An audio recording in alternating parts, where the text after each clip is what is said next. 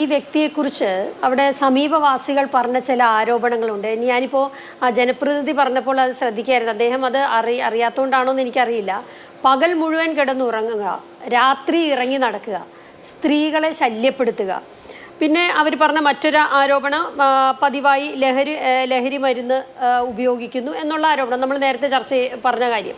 അപ്പോൾ ഇത്തരത്തിലുള്ള ഒരു സ്വഭാവം കാണിക്കുന്ന ഒരാളെ ഞാൻ നേരത്തെ പറഞ്ഞതിൻ്റെ ഒരു തുടർച്ചയായിട്ട് പറയുകയാണ്. എങ്ങനെയാണ് നമ്മൾ കൈകാര്യം ചെയ്യേണ്ടത് എന്നുള്ളത് ഞാൻ സത്യമായിട്ടും പറയുകയാണ്. ഇന്നത്തെ പോലീസിന് പോലും അറിയില്ല എന്നുള്ളതാണ്.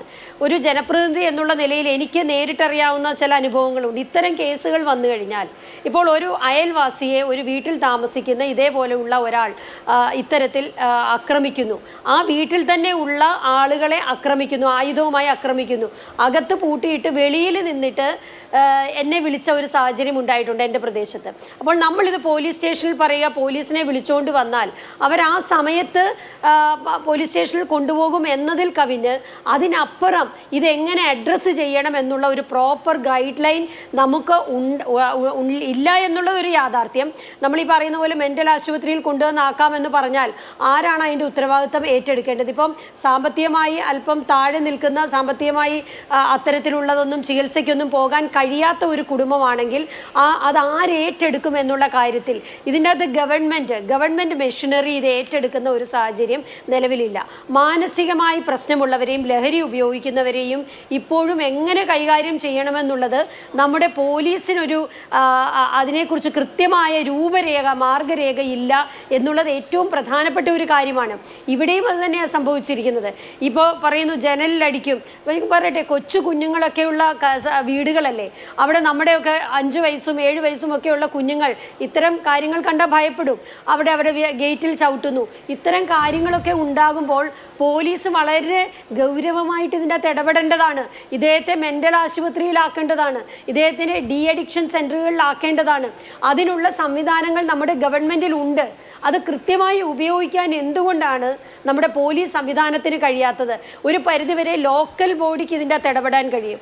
ലോക്കൽ ബോഡികളിലുള്ള ജനപ്രതിനിധികളെ ഇത്തരം കാര്യങ്ങളിൽ കുറേ കൂടി ശാക്തീകരിക്കേണ്ടതായിട്ടുണ്ട്. അവർക്കിതിൽ കൃത്യമായി ഇടപെട്ടുകൊണ്ട് മാനസിക ആരോഗ്യ ആശുപത്രികളിലോ അതുപോലുള്ള കാര്യങ്ങളിലേക്കോ ഒക്കെ ഇവരെ ഡയറക്റ്റ് ചെയ്യുവാനുള്ള ഒരു ശക്തമായ ഒരു ഇടപെടൽ ഗവൺമെൻറ്റിൻ്റെ ഭാഗത്തുനിന്ന്. ഞാനിപ്പോൾ ആലോചിക്കുന്ന ഒരു കാര്യമുണ്ട്. കഴിഞ്ഞ തവണ ഡോക്ടർ ശശി തരൂർ പറഞ്ഞ ഒരു പ്രപ്പോസൽ ഉണ്ടായിരുന്നു, മിനിസ്ട്രി ഓഫ് മെൻ്റൽ ഹെൽത്ത് വേണം എന്നുള്ളത്. അദ്ദേഹം കഴിഞ്ഞ തെരഞ്ഞെടുപ്പ് കാലഘട്ടത്തിൽ പറഞ്ഞ ഒരു പ്രപ്പോസലായിരുന്നു. ഞങ്ങളുടെ പ്രകടന പത്രികയിൽ, കോൺഗ്രസിൻ്റെ പ്രകടന പത്രികയിൽ ഉണ്ടായിരുന്നു. വളരെ പ്രധാനപ്പെട്ട ഒരു കാര്യമാണ്. നമ്മൾ ഇത്തരം കാര്യങ്ങളെ നിസ്സാരമായിട്ടാണ് കാണുന്നത്. നമുക്ക് ശരിക്കും പറഞ്ഞാൽ ഒരു മിനിസ്ട്രി തന്നെ ഇതിന് വേണ്ടതായിട്ടുണ്ട്. അത് അത്തരത്തിൽ ഗൗരവമായി കണ്ടുകൊണ്ട് താഴെത്തട്ടിലേക്ക് ലോക്കൽ ബോഡിയിലുള്ള ജനപ്രതിനിധികൾ വരെ ഇത്തരം കാര്യങ്ങളിൽ ശക്തമായി ഇടപെടാനുള്ള സാഹചര്യം ഉണ്ടാവണം. നിലവിലുള്ള പോലീസ് സംവിധാനത്തിൽ ഇത് കൈകാര്യം ചെയ്യാൻ കഴിയുന്നില്ല എന്നുള്ളതാണ് യാഥാർത്ഥ്യം. അവരെ ഏത് തരത്തിലാണ് പോലീസിന് ഇതിനെ അഡ്രസ്സ് ചെയ്യാൻ കഴിയുന്നത്?